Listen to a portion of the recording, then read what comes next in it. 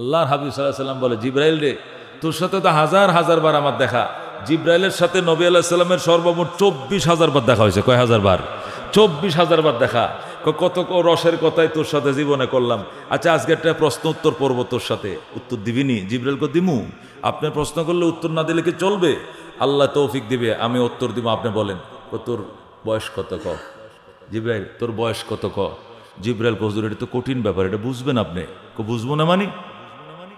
এটা তো হিসাব করলে ক্যালকুলেটর লাগবো। আমার বয়স কত? আচ্ছা তুমি বলো না, আমি বুঝবো। বলো। হুজুর আমার বয়স কত আমি নিজেও জানি না। যেরকম আল্লাহু আকবার। তবে একটা আন্দাজ, একটা অনুমান আপনাকে দেই। আকাশে একটা তারকা উঠতো, এখন উঠে না। এটা আগে কি উঠতো? আকাশে শেষ রজনীতে একটা তারকা উঠতো আগের দিনে, এখন এটা উঠে না, অনেক দিন পর্যন্ত উঠে না। এই তারকাটা 70,000 বছর পরে একবার উঠে। কয়বার উঠে? এই তারকাটা 70,000 বছর পরে একবার আকাশে উদিত হতো। এই তারকাকে আমি 72,000 বার উঠতে দেখেছি। যেরকম সুবহানাল্লাহ। যে তারকা আকাশে 70,000 বছর পরে একবার উঠে, এই তারকাকে আমি 72,000 বার আকাশে উঠতে দেখেছি। এখন হিসাব আপনিই করে লো না আমি জিব্রাইলের বয়স কত। যেরকম সুবহানাল্লাহ। আল্লাহর হাবিব সাল্লাল্লাহু আলাইহি ওয়াসাল্লাম, জিব্রাইল মামার সাথে মায়ের সাথে মামুর বাড়ির গল্প করো মিয়া। মনে করছো তুমি যে তত্ত্ব দিছো আমি একবার অবাক হয়ে যাবো, আমি নার্ভাস হয়ে যাবো। তুমি সেই তারকা চিনো? যে তারকা 70,000 বছর পরে একবার উঠতো, এটাকে তুমি 72,000 বার উঠতে দেখছো। তার মানে তুমি বুঝাইছো তোমার বয়স কোটি কোটি বছর, তাই তো? বিলিয়ন ট্রিলিয়ন ট্রিলিয়ন বছর তোমার, তাই তো বুঝাইলা? মনে করছো যে আমি বুঝতে পারবো না আমার বয়স কি পরিমাণ। তুমি সেই তারকারে চিনো? সেই তারকা আর কেউ নয়, সেই তারকা ছিলাম আমি। যেরকম আল্লাহু আকবার। সেই আকাশের তারকা চিনো? চিনো? কয় না, উনি তো ছিলাম আমি। আমাকে আল্লাহ দুনিয়াতে পাঠানোর পরে ওই তারকা এখন আর আকাশে ওঠে না। যেরকম আল্লাহু আকবার। ওয়া নাস্তাঈনুহু ওয়া নাস্তাগফিরুহু ওয়া নু'মিনু বিহি ওয়া নাতাওয়াক্কালু আলাইহি ওয়া নাউযু বিল্লাহি মিন শুরুরি আনফুসিনা ওয়া মিন সাইয়্যাতি আ'মালিনা। من يهده الله فلا مضل له ومن يضلله فلا هادي له ونشهد أن لا إله إلا الله وحده لا شريك له ونشهد أن سيدنا ومولانا محمدا عبده ورسوله. أما بعد فأعوذ بالله من الشيطان الرجيم. بسم الله الرحمن الرحيم. ولله على الناس حج البيت من استطاع إليه سبيلا. وقال رسول الله صلى الله عليه وسلم من زار قبري وجبت له شفاعتي أو كما قال النبي عليه الصلاة والسلام. اللهم صل على محمد وعلى آل محمد كما صليت على إبراهيم وعلى آل إبراهيم إنك حميد مجيد. اللهم بارك على محمد وعلى آل محمد كما باركت على إبراهيم وعلى آل إبراهيم إنك حميد مجيد. दिखा दे इलाही ओ मदीना कैसे बस्ती है कि जिस पर रात दिन मौला तेरे रहमत बरसती है. बलगल उला बिकमालिही कशफत दुजा बिजमालिही हसनत जमी खसालिही. सल्लो साहिल से लगा दे मुझे इश्क़ों का सफ़ीना. आँखों से दिखा दे मुझे मक्का व मदीना. बलगल उला बिकमालिही कशफत दुजा बिजमालिही हसनत जमी खसालिही. सल्लो अलैहि व आलिहि तो को जाओ सुन्नते अहमद को जाओ बा मोहम्मद कैबुवत निस्बत तोरा ला इलाहा ला इलाहा इल्लल्लाह ला इलाहा इल्लल्लाह ला इलाहा न अमेरिका न लंदन से हो उल्फत हमें मस्त मदीना कर खुदाया ला इलाहा इल्लल्लाह ला इलाहा न जाफा से न जर्मन से हो निस्बत हमें उश्रक काबा कर खुदाया ला इलाहा इल्लल्लाह ला इलाहा इल्लल्लाह ला इलाहा इल्लल्लाह मुहम्मदुर रसूलुल्लाह सल्लल्लाहु अलैहि वसल्लम। मुअज़्ज़ज़ मुकर्रम मुसल्लिन किराम, আল্লাহ রাব্বুল আলামিনের দরবারে অসংখ্য শুকরিয়া। হাজারো বিপদ আপদেও আমাদেরকে সুস্থ রেখেছেন, বিপদ মুক্ত রেখেছেন। সকাল থেকে সন্ধ্যা পর্যন্ত 32টা দাঁতের মাঝখানে জিহ্বার যে অবস্থা, ফিতনা ফাসাদের মাঝে নিজের জীবন এবং জিন্দিগির একই অবস্থা। বেঁচে থাকা, পরহেজ করে থাকা, ইজ্জত সম্মান মুক্ত মন নিয়ে সমাজে বেঁচে থাকা অত্যন্ত কঠিন। গ্রাম থেকে শহর, শহর থেকে নগর, নগর থেকে আবার প্রত্যন্ত এলাকা পর্যন্ত নানাবিধ পৈশাচিক সমস্যা, ভিলেজ পলিটিক্স, নানান সমস্যা। এত জর্জরিত মুসলমান, মালহামার পর মালহামা চলছে। ভক্তি, শ্রদ্ধা, ভালোবাসা, সালাম কালাম, আদব আখলাক 90% নাই সমাজে। কথা কোন ঠিক কিনা? 90% নাই, শুধু 10% আছে। যেদিন 100% বিদায় নেবে, এদিন আল্লাহ বলবেন এই দুনিয়াও আমার দরকার নাই। কথা কোন ঠিক কিনা? আল্লাহওয়ালাদের উসিলায় আল্লাহ দুনিয়াকে টিকায় রাখছেন। আল্লাহ নবী বলেন, লা তাকুমুস সাআতু হাত্তা ইউকালা ফিল আরদে আল্লাহ আল্লাহ। এই জমিন এতক্ষণ পর্যন্ত ধ্বংস হবে না যতক্ষণ পর্যন্ত এই জমিনের মধ্যে একটা মানুষ আল্লাহ আল্লাহ বলনেওয়ালা থাকবে। একটা মানুষের আল্লাহ আল্লাহ বলার কারণে পৃথিবীটাকে আল্লাহ রেখে দিবেন, অক্ষত রাখবেন। যেদিন আল্লাহ আল্লাহ বলার মতো কোনো লোক থাকবে না, এই দিন পূর্ণাঙ্গ পৃথিবী ধ্বংস হয়ে যাবে। এখন তো আল্লাহ আল্লাহ বলনের সংখ্যা ধীরে ধীরে কমতে শুরু করেছে। কথা কোন ঠিক কিনা? আল্লাহ আল্লাহদের দাম, কিমত, মর্যাদাও কমতে শুরু করেছে। দেখবেন এক সময় আপনাদেরকে দেখে যারা সিগারেটটা ফেলে দিত, এখন আপনাদেরকে দেখে আবার একটা মেজগাঁওতে নতুন সিগারেট ধরায়। যারা এক সময় সিগারেট মুখে থাকলেও ভয়ে ভক্তিতে মুরব্বী, আলেম, ইমাম সাহেব, খতিব সাহেব হায় হায় হুজুর আইতেছে, সিগারেটটা নতুন ধরাইছে তাও ফেলে দিছে। হুজুরের সামনে সিগারেট টানবো কেমন? এখন সিগারেট ছিল, হুজুর আসতেছে দেখে, একটা সমাজপতি আসতেছে দেখে, একজন মুরব্বী আসতেছে দেখে পকেট থেকে আরো সিগারেট ধরাবে নিজেকে স্মার্ট বোঝানোর জন্য। আমি স্মার্ট। ওই দিন আগের ফিসেলা দিন এখন নাই, এখন সিগারেট ধরাও।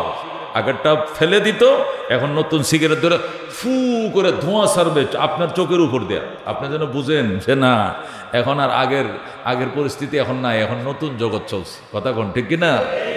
100% এগুলো চলছে। এই জন্য দুনিয়ার থেকে বাদা দিন ও গরিবা ওয়াসায়াউদ গরিবা ফাতুবা লিল গুরাবা। নবী বলছেন, অসহায় অবস্থায় দিন ধর্ম দুনিয়াতে এসেছিল, অসহায় অবস্থায় আবার চলে যাবে ধর্ম। এই সহায় সম্বল, ধর্মের সহায় সম্বল কেউ হবে না। ধর্মকে টিকিয়ে রাখার জন্য কারো এত সময় নেই। ধর্মের জন্য অনেকের সময় নেই। যারা ধর্মের জন্য ধর্মের দোহাই দিয়া এত কিছু করলো, শেষ পর্যন্ত দেখবেন অন্যরা বলে দেবে না এ ধর্ম টর্ম এই সমস্ত রায় রাজনীতিতে আমরা বিশ্বাস করি না। হ্যাঁ, যে ধর্মের দোহাই দিয়ে অনেক কিছু হয়েছে সেই ধর্ম দেখবেন 2 পয়সার দাম দিবে না, বাস সেট করে ফেলায় বলবে হ্যাঁ আমরা তো ধর্ম নিয়ে রাজনীতি করি না বা এই না ওই না, আমরা অন্য সিস্টেমে আগাইতেছি। এটি কিয়ামতের আলামত, কিয়ামতের কি আলামত। অথচ ধর্ম আমার আগে, সবার আগে। আমার দিন, আমার ইমান, আমার ইসলাম, আমার কবর, আমার হাসর, আমার দুনিয়া, আমার আখেরাত, আমার ভবিষ্যৎ, এটা আমার আগে, রাজনীতি আমার পরে। কতক্ষণ ঠিক কিনা? এখন দূর ধর্ম পরে, আগে আমার ভবিষ্যৎ চলা, পথ চলা, এটাই তো কিয়ামতের আলামত।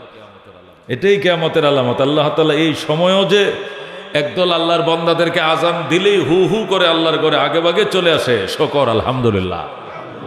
আরো কিছুদিন থাকবে দুনিয়াতে ধর্ম, আরো কিছুদিন থাকবে। কালকে রাঙ্গামাটিতে বয়ান করতেছিলাম, 15 মিনিট বয়ান হওয়ার পরে এমন ভাবে ঠাডা বিজলি ঝড় তুফান আওয়াজ শুরু হয়েছে। তা আমি কইলাম যেমন উপায় কি, এত দূর থেকে আইলাম, 8-9 ঘন্টা গাড়ি জার্নি, 15 মিনিটও বয়ান করতে পারবো না।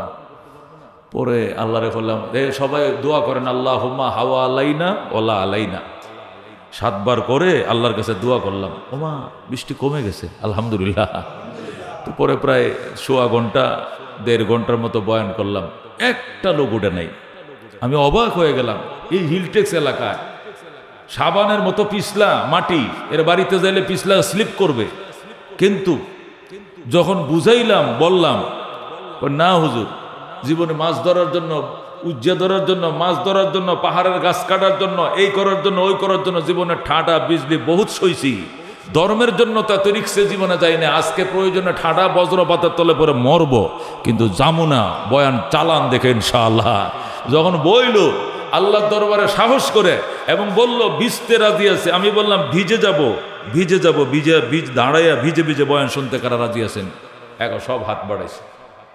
সেই 9:30 ঘটনা 12টা বাজে, লোক যায় না, 12টার পরে মোনাজাত হয়েছে, যেরকম আলহামদুলিল্লাহ।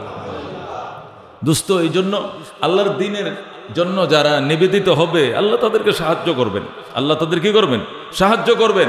দিনকে যারা তোয়াক্কা করবে না, আল্লাহ আমার দিন তোমার দরকারও নাই, আমার দিন তোমার সাথে লাগবেও না, বাঁচবেও না, তোমার দিনের দরকার নাই, তুমি দিন ছাড়াই বাঁচো। যারা দিন নিয়ে বাঁচতে চাবে আল্লাহ দিন নিয়েই তাদেরকে বাঁচাবেন। যারা ঈমান আমল নিয়ে বাঁচতে চাবে আল্লাহ তাআলা তাকে ঈমান আমল নিয়ে বাঁচার তৌফিক দিবেন।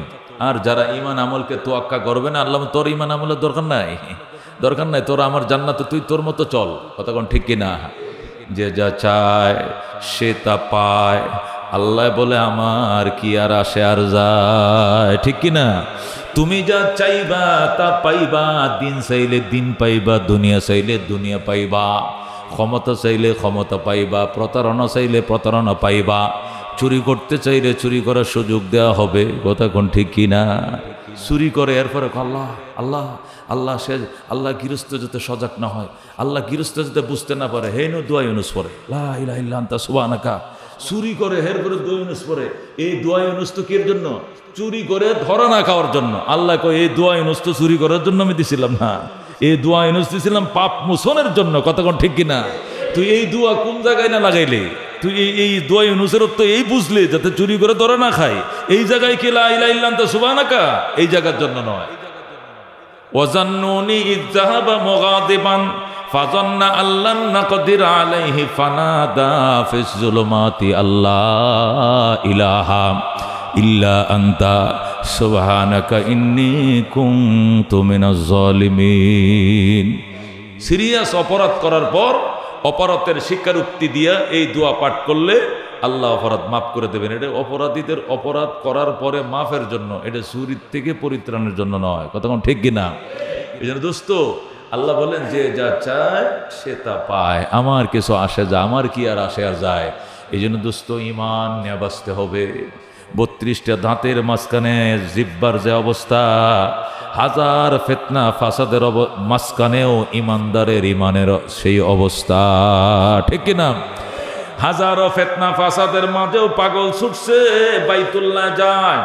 হাসরের ময়দানে যেরকম সিলাই বিহীন কাপড় নিয়ে উঠবে, এমন সিলাই বিহীন কাপড় একটা পিনছে আরেকটা গলার মধ্যে ফেসাইছে, আর পাগল ছুটছে লব্বাইক আল্লাহুম্মা লব্বাইক লব্বাইক লা শারীকা লাক লব্বাইক ইন্নাল হামদা ওয়ান নি'মাতা লাক ওয়াল মুলক লা শারীকা লাক। জোরে কোন সুবহানাল্লাহ। আজকে পর্যন্ত প্রায় 15,000 হাজি বাংলাদেশে, এবার 96-97,000 হাজি এ পর্যন্ত ভিসা হয়েছে, আরও কিছু হওয়ার সম্ভাবনা আছে, লাখখানেক হওয়ার কথা বা তার চেয়ে একটু কম হবে।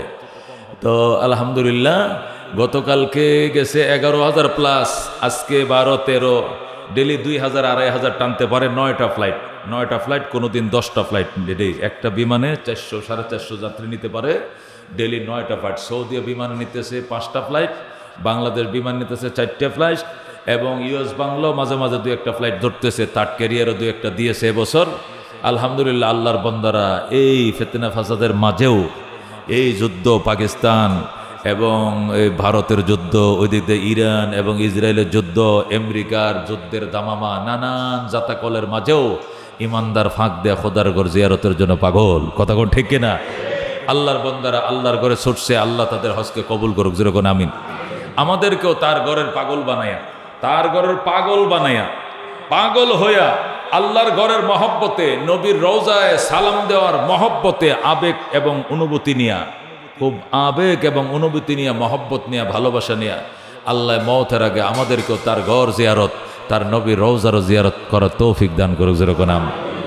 আল্লাহর ঘর যারা জিয়ারত করতে যাবে, আমি তো বলছি আল্লাহ তাদের জিন্দেগির গুনাহ মাফ করে দেবেন, সুবহানাল্লাহ।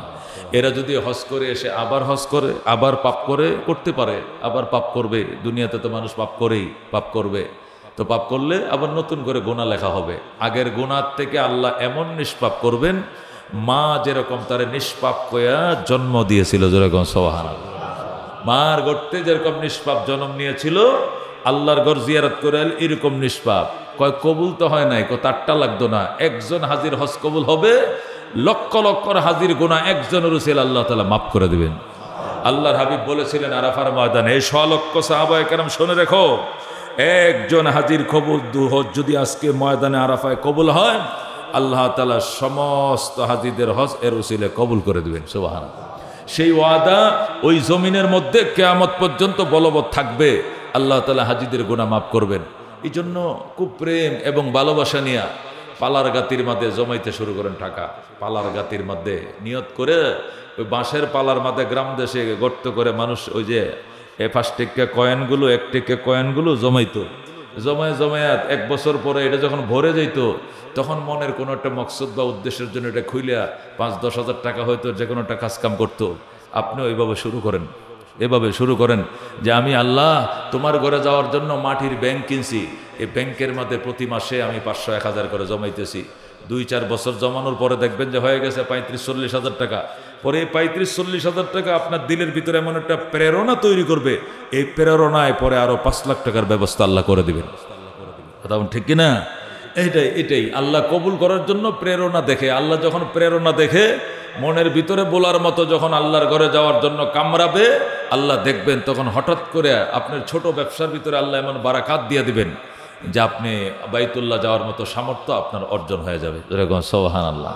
আল্লাহর হাবিব বলছেন, আল্লাহর ঘর যদি জিয়ারত করতে আসো তাহলে মদিনাও জিয়ারত করে যাইও, শুধু আল্লাহর ঘর জিয়ারত করে দেশে চলে যাইও না। রাসূল বলেন, মানজারা বাইতুল্লাহ, যে ব্যক্তি আল্লাহর ঘর জিয়ারত করবে, ওয়ালাম ইয়াসুরনি, আমার রওজা জিয়ারত করে নাই, ফাকাদ জাফানি, আমি নবীকে কষ্ট দিল। যারা আল্লাহর ঘর জিয়ারত করে, হজ করে, হজের সমস্ত আহকামাত কিন্তু মক্কায়, আরাফা, মিনা, মুজদালিফা, কোরবানি, তোয়াফ, জিয়ারত, সাই, মাতার চুল হলক করা, কসর করা, 3টা ফরজ, 6টা ওয়াজিব, যা কিছু আছে সবগুলো মক্কার সাথে সম্পর্ক, হজের সাথে মদিনার কোনো সম্পর্ক নাই। তারপরে আল্লাহর হাবিব বলছেন, যারা হজ করার জন্য বাইতুল্লাহ জিয়ারতে এসেছো, যদি কষ্ট করে মদিনায় না আসো, ফাকাদ জাফানি, আমাকে অনেক কষ্ট দিলে তুমি, আমি কিন্তু অনেক কষ্ট পাবো। এই জন্য কষ্ট হলেও তুমি মক্কা আসলে মদিনা জিয়ারত না করে যাইবা না। সুবহানাল্লাহ। এই জন্য হজের মধ্যে অথবা উমরার মধ্যে 14 দিনের জন্য যদি উমরা যায়, 3 দিন হইলেও মদিনা দেয়। মনে করেন 9 দিন দিছে মক্কায়, 3 দিন মদিনা। 40-42 দিনের জন্য হজে যাইতেছে, কমপক্ষে 8 দিন মদিনা দিবেই দিবে, আর বাকিগুলো মক্কায়। 8 দিনে যাতে 5-8 40 ওয়াক্ত নামাজ তকবীর উলার সাথে নবীজির রওজার জামে মসজিদে নববীতে পড়তে পারে। এই জন্য আমি জিজ্ঞেস করছি যে আমরা আসলাম 42 দিনের জন্য, 43 দিনের জন্য, আমাদেরকে এখানে মাত্র 8 দিনের জন্য দিলেন কেন, বেশি কম করেন নাই কেন? তো আমাকে এক শেখ, আরবের এক শেখ বুঝাইতেছে, আল্লাহর হাবিব বলছেন যে ব্যক্তি তকবীরে উলার সাথে 40 ওয়াক্ত নামাজ আদায় করে আল্লাহ তাকে 2টা পরোয়ানা দেবেন, 2টা ঘোষণাপত্র তাকে শুনিয়েছেন। 1 নম্বর, তার নাম মুনাফিকের নাম থেকে কাটা, সুবহানাল্লাহ। 2 নম্বরে, তার নাম জান্নাতের খাতায় লেখা, সুবহানাল্লাহ। যারা তকবীরে উলার সাথে 40 দিন, তকবীরে উলার সাথে 40 দিন পর্যন্ত নামাজ আদায় করে, তার জন্য 2টা পরোয়ানা, 2টা সার্টিফিকেট, একটা জাহান্নাম থেকে নাম কাটা, মুনাফিকের থেকে নাম কাটা, আর একটা লোকে জান্নাতের খাতায় নাম লেখা। মুনাফিক থেকে নাম কাটলে মুমিনের নাম ঢুকবে, জাহান্নাম থেকে কাটলে জান্নাতের নাম ঢুকবে। জোরে কোন সুবহানাল্লাহ। কই রাসূলুল্লাহ সাল্লাল্লাহু আলাইহি ওয়াসাল্লামের সেই হাদিসটা মানুষ যেন সারা জীবন তার সমাজে বাস্তবায়ন করতে না পারলেও হজে যখন আল্লাহর ঘরের মেহমান হয়ে সে আসছে, আল্লাহর মেহমান হয়ে যেহেতু হজে সে আসছে, এখন তোর দুনিয়ার কোনো কর্মব্যস্ততা তার নাই, সে যেন কোনো অবস্থাতেই মসজিদে নববীর এই কি জামাতকে মিস না করে, তকবীরুল্লাহকে মিস না করে। এই জন্য আমরা মোটামুটি 42-43 ওয়াক্তের জন্য আমরা মদিনায় পাঠাই দিই, সুবহানাল্লাহ। 43 ওয়াক্তের জন্য মদিনায় পাঠায়, 2 ওয়াক্ত যদি কোনো কারণে মিসও হয়ে যায়, 40টা যাতে ঠিক থাকে, এই জন্য 40টা ওয়াক্ত নামাজ হাজী সাহেব যেন মদিনায় ঠিকঠাক মতো পড়তে পারে। এই জন্য 8 দিনের জন্য আমরা সৌদি গভর্নমেন্ট আমরা হাজীদেরকে মদিনায় পাঠাই, যেরকম সুবহানাল্লাহ। এটা হজের আগে হোক আর হজের পরে হোক, 8 দিনের জন্য কি আসে, আল্লাহর ঘরের মেহমানরা মদিনা আসে। মদিনা শরীফ যাওয়ার পর আল্লাহর হাবিব সাল্লাল্লাহু আলাইহি ওয়াসাল্লাম বলেছেন, মান যারা কবরি ওয়াজাবাত লাহু শাফাতি, যারা আমার রওজা জিয়ারত করবে, ওয়াজাবাত লাহু শাফাতি, তার জন্য আমি নবীর সুপারিশ ওয়াজিব হয়ে যাবে।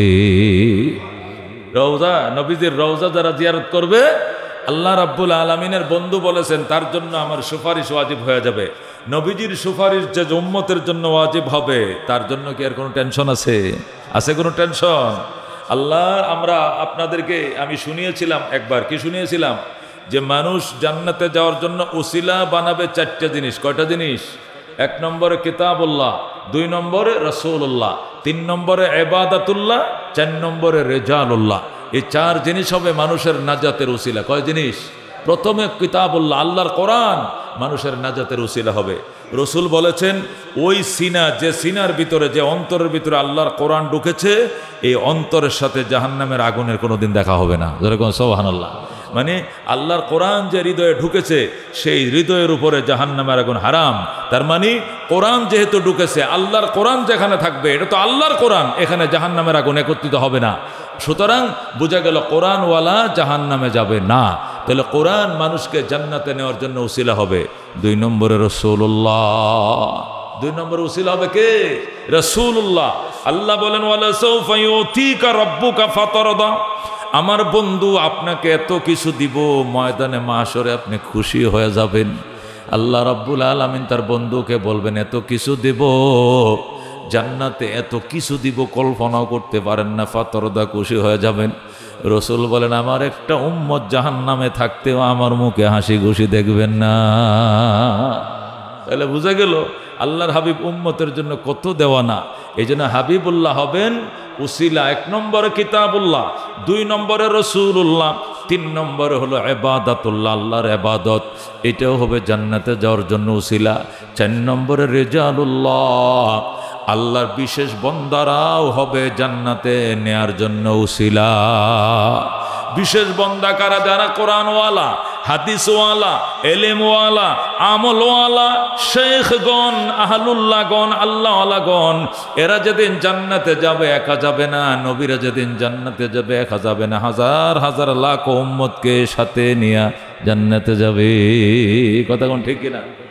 এই জন্য দোস্ত, আল্লাহর হাবিব বলছেন, মদিনায় না আইসা যদি হজ করে চলে যাও আমাকে বড় কষ্ট দিলা। এই জন্য মদিনায় যেতেই হবে। মদিনায় যায় 5 কাম। 1 নম্বর কাজ হলো মদিনা শরীফ নবীজির রওজা জিয়ারত করা, ডেলি একবার জিয়ারত করার চেষ্টা করা। 5 ওয়াক্ত নামাজ হেরেম শরীফে যখন পড়তে যাবেন, 5 ওয়াক্ত নামাজের পরে একবার করে নবীজির রওজায় সালাম দেওয়া। উম্মত রওজা মুবারকের কিনারে যাবে।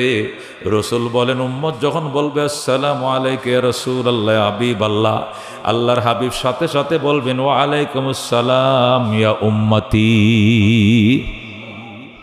আল্লাহর হাবিব সাল্লাল্লাহু আলাইহি ওয়াসাল্লাম দুনিয়া থেকে চলে গেছেন, ইন্তেকাল করেছেন, কিন্তু আল্লাহ তাআলা তাকে ওই বরজখের জগতে, আল্লাহ তাআলা সেই পরকালের জগতে, বরজখের জগতে আল্লাহ তাআলা তার হাবিবকে জিন্দা রাখছেন। যেরকম সুবহানাল্লাহ। নবীরা কবরে, আমাদের নবী এখানে, সমস্ত নবীরা জিন্দা। আল্লাহর হাবিব সাল্লাল্লাহু আলাইহি ওয়াসাল্লাম বলেন, আমি হযরত মূসা আলাইহিস সালামকে তার কবর মোবারকে দাঁড়িয়ে কবরে নামাজ পড়তে দেখছি। যেরকম সুবহানাল্লাহ। আমার নবী নিজে বলছেন, মূসা আলাইহিস সালামকে আপনি জিন্দা কবরে নামাজ পড়তে দেখলেন কেমনে? আমি দেখছি নবীরা কবরে জিন্দা। যেরকম আল্লাহু আকবার। অন্যান্য নবীরা যে কবরে জিন্দা, আমার নবী কবরে যে দুনিয়ার থেকে ইন্তেকাল করেছেন, দুনিয়াতে ইন্তেকাল করেছেন ঠিক আছেন, কিন্তু আল্লাহ কবরে তাদেরকে জিন্দা রেখেছেন। এই জন্য উম্মত যদি দূরের থেকে সালাম পাঠায়, ফেরেশতারা মেশকের রুমাল দিয়ে পেঁচাইয়া দুরুদ ও সালাম রওজায় পৌঁছায় দেয়। আর পাশে যায় যদি কেউ সালাম বলে, আল্লাহর হাবিব কয় সামিতু বিউজনাইয়া, আমি নিজের কানে শুনি এবং ওয়ালাইকুমুস সালাম ইয়া উম্মতি বলে জবাব দেই। যেরকম সুবহানাল্লাহ। এই জন্য হাজী সাহেবান যারা আছেন, আল্লাহর ঘরে হজ এবং উমরা করতে যায়, ওনাদের জন্য মদিনা শরীফ যাওয়ার 1 নম্বর কাজ হলো রওজা মুবারক ডেলি জিয়ারত করা, 5 ওয়াক্ত নামাজে অন্তত 5 বার জিয়ারত করা, সালাত ও সালাম পাঠ করা। 2 নম্বর কাজ হলো 5 ওয়াক্ত নামাজ তাকবীর ওলার সাথে রওজা মুবারকের মসজিদে নববীতে আদায় করা, এটা 2 নম্বর কাজ।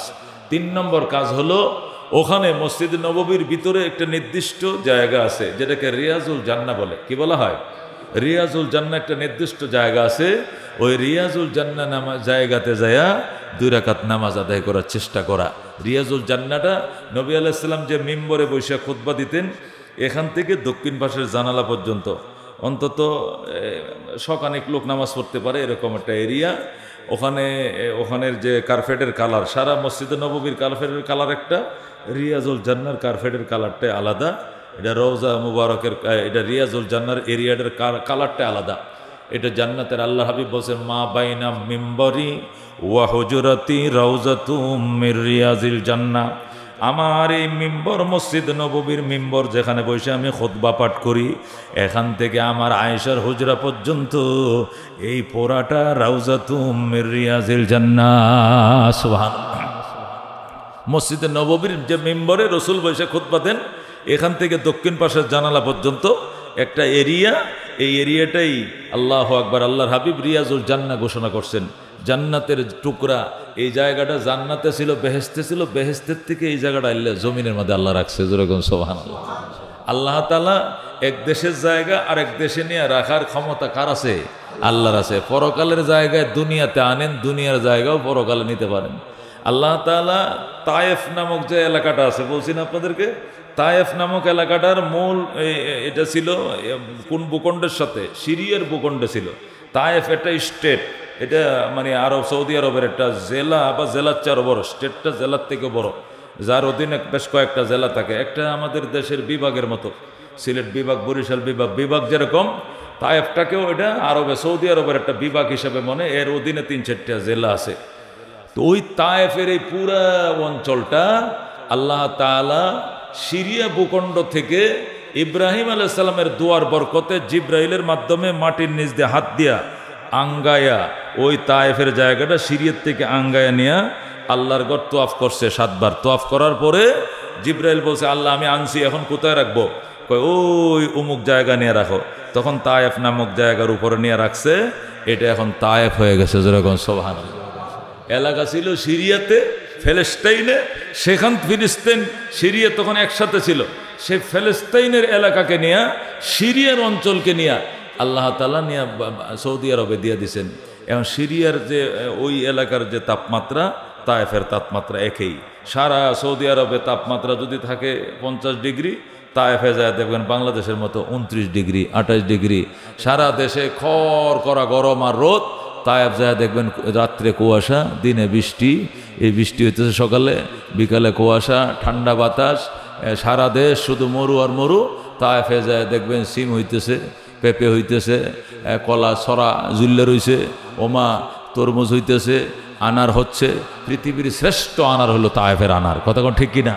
এত মিষ্টি তরমুজ, এত মিষ্টি আনার পৃথিবীর অন্য কোথাও নাই। কোথায়? তায়েফে। এই জায়গা কোথাকার? ওই জি জারইন। আল্লাহর হযরত ইব্রাহিম আলাইহিস সালাম যখন বাইতুল্লাহ নির্মাণ করেছিলেন তখন বলেছিলেন, আল্লাহ আমার বউ রেখে গেলাম, আমার ফুত ইসমাইলকে রেখে গেলাম, এখানে একটা পশু পাখি পর্যন্ত উঠতে দেখি না, এক গ্লাস পানির ব্যবস্থা নাই পর্যন্ত, তোমার হুকুম, তোমার উপরে ভরসা করে রেখে দিলাম।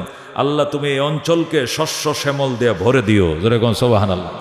ইব্রাহিম আলাইহিস সালাম এই দোয়া করে গিয়েছিলেন, আল্লাহ তাআলা সেই দোয়া কবুল করে শস্য শ্যামলপূর্ণ একটা এলাকাকে আঙ্গায় এনে সৌদি আরব ভূখণ্ডের মধ্যে আল্লাহ রাইখে দিয়েছেন।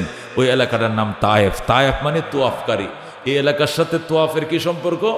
জিব্রাইল এলাকাটাকে আঙ্গায় এনে এই হাতে রাইখে, এই এলাকা অঞ্চলটাকে হাতে রাইখে তিনি গোটা আল্লাহর ঘরের চারপাশে তোয়াফ করেছিলেন। যেরকম সুবহানাল্লাহ। আল্লাহর ঘর একবারে উপরে বাইতুল মামুর, এর সোজা হলো কি আরশে আজিম। এই আল্লাহর ঘরের উপরে বাইতুল মামুরের নিচে ফাঁকা জায়গায় পুরা এলাকাটাকে আঙ্গায় নিয়ে জিব্রাইল উড়াল দিয়েছে আর এলাকা নিয়ে আল্লাহর ঘর 7 বার তোয়াফ করছে। যেরকম সুবহানাল্লাহ। কি মনে করছেন কি শক্তিশালী? চিন্তাটা করছেন? হযরত জিবরাইল আলাইহিস সালাম কত শক্তিশালী। হযরত জিবরাইল আলাইহিস সালামকে আল্লাহর হাবিব জিজ্ঞাসা করে, তুই শুধু শক্তিশালী না, আরো শক্তিশালী ফেরেশতা আছে? আল্লাহর হাবিব বলে, ইয়া রাসূলুল্লাহ, ফেরেশতা বলে, ইয়া রাসূলুল্লাহ আপনি কার শক্তি সম্পর্কে জানতে চান বলেন।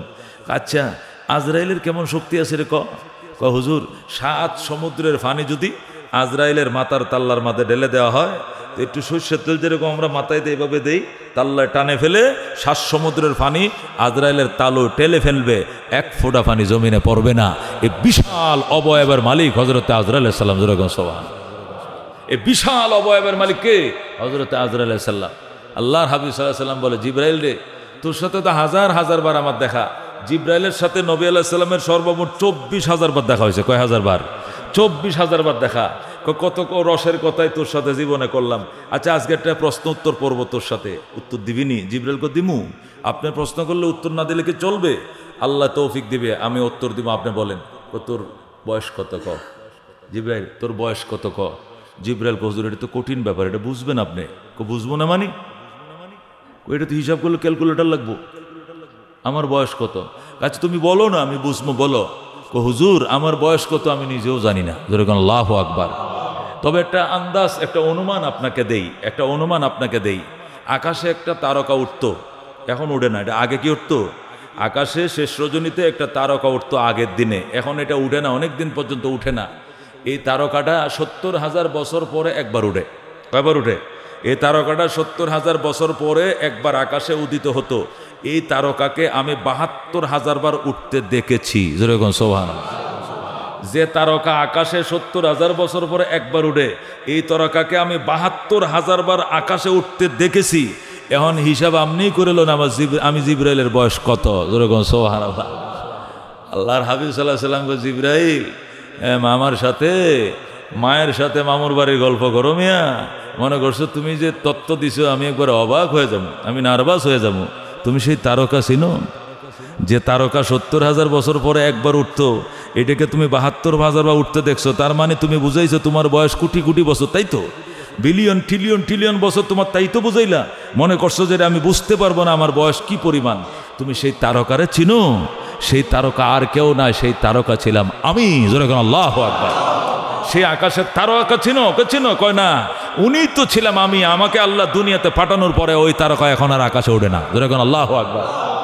মুহাম্মাদুর রাসূলুল্লাহ ওয়াল্লাযীনা মাহু আশিদ্দাউ আলাল কুফার রুহামাউ বাইনাহুম। যেরকম সুবহানাল্লাহ। এই জন্য দোস্ত, আল্লাহর হাবিব সাল্লাল্লাহু আলাইহি ওয়াসাল্লাম বলেন, রওজা জিয়ারতে যদি না আসো আমাকে অনেক কষ্ট দিবা, আমি অনেক কষ্ট পাবো।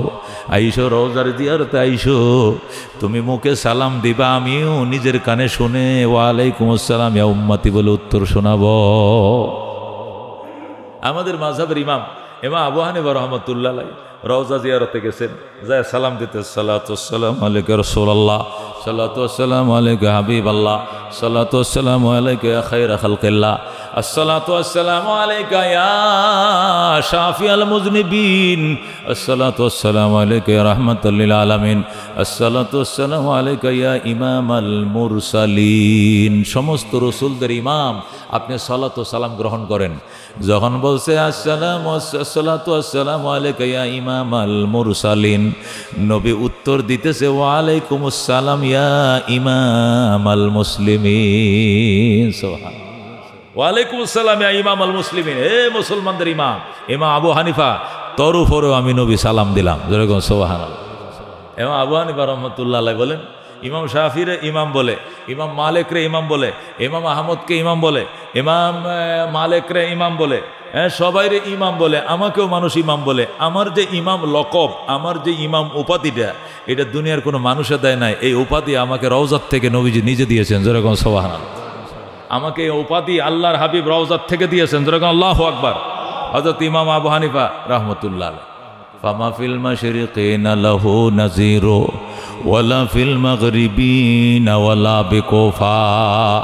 এই জন্য দোস্ত বলতেছিলাম, মহতারাম মুসল্লিয়ানে কারাম, রওজা যায় 1 নম্বর কাজ হলো রওজা জিয়ারত করা, 2 নম্বর কাজ হলো 5 ওয়াক্ত নামাজ তকবীরের সাথে পড়া, 3 নম্বর কাজ হলো রিয়াজুল জান্নাত, জান্নাতের যে এরিয়া আছে যেটা আল্লাহ জান্নাত থেকে আইনা জমিনে ওই নবীজ রওজার কিনারে রাইখা দিয়েছেন, সেখানে 2 রাকাত নামাজ পড়া 3 নম্বর কাজ।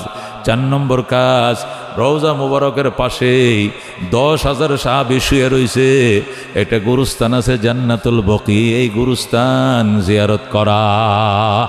আল্লাহর হাবিব সাল্লাল্লাহু আলাইহি সাল্লামের রওজার থেকে 200 গজ দূরে হবে, 200 গজ পূব দিকে একটা জায়গা আছে, এটাকে বকিয়া গারকাত বলা হয়, এটাকে জান্নাতুল বকি গুরুস্থান বলা হয়। সেখানে হজরত উসমান শুয়ে রয়েছেন, সেখানে হজরত আলীর আম্মা শুয়ে রয়েছেন, যেখানে হজরতে ফাতেমা শুয়ে রয়েছেন, হজরতে জৈনব শুয়ে রয়েছেন, রুকিয়া শুয়ে রয়েছেন। আল্লাহর হাবিব সাল্লাল্লাহু আলাইহি সাল্লামের মেয়েরা যেখানে সব একসাথে শায়িত, বিশেষ করে হজরত উসমানে গনি শায়িত। রাসূলুল্লাহ সাল্লাল্লাহু আলাইহি সাল্লামের একটা পুত্র ছিল, মারিয়া কিপ্তিয়ার ঘরে জন্ম নিয়েছিলেন হজরত ইব্রাহিম, তিনিও সেখানে শায়িত। উহুদ থেকে আহত অবস্থায় আইছিলেন কিছু সাহাবী, 15 জন সাহাবী একসাথে সেখানে কবর। সর্বমোট 10,000 সাহাবীর কবর জান্নাতুল বকি। এই জন্য মদিনায় গেলে জান্নাতুল বকি গুরুস্থান জিয়ারত করা।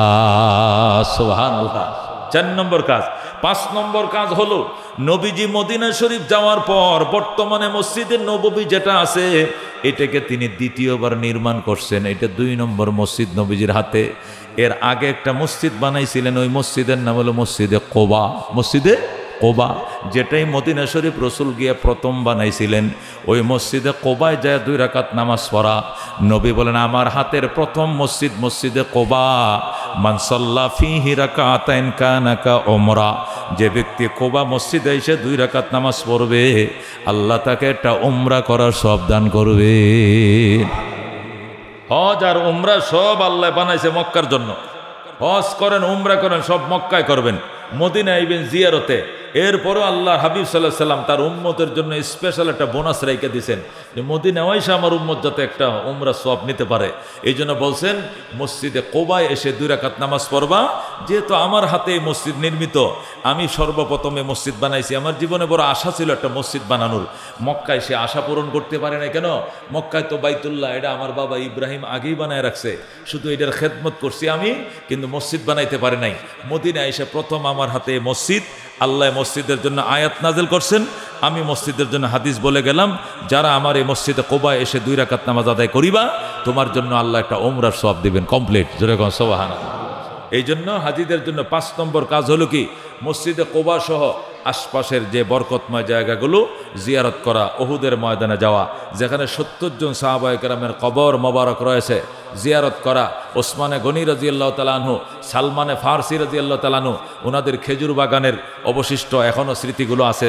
হযরত বেলাল রাদিয়াল্লাহু তাআলা আনহু যেখান থেকে এসে মসজিদে নববীতে আজান দিতেন, ওনার হুজরা যেখানে ছিল, ওখানে মসজিদে বেলাল নামে বিরাট বড় মসজিদ বানানো আছে, সেখানে যাওয়া। আল্লাহর হাবিব বলেন, সর্বশেষ মদিনায় যখন থাকবা, ওলামায়ে কেরাম লেখে, তখন মাথা নিচু করে থাকা, কদম নিচে পেলানোর টাইমে আস্তে আস্তে ফেলা। মদিনার কোনো পিঁপড়াও যেন আমার মতো গুনাহগারের পায়ের আঘাতে পদধূলি হয়ে মারা না যায়। যেরকম আল্লাহু আকবার। মদিনার মানুষ আমার দ্বারা কষ্ট পাবে দূরের কথা, মদিনার কোনো পিপিলিকাও যদি আমার পায়ের নিচে পড়ে, এমনভাবে পাওয়াটা আস্তে ফেলবো যাতে সে আর মৃত্যু না ঘটে, এইভাবে চেষ্টা করা।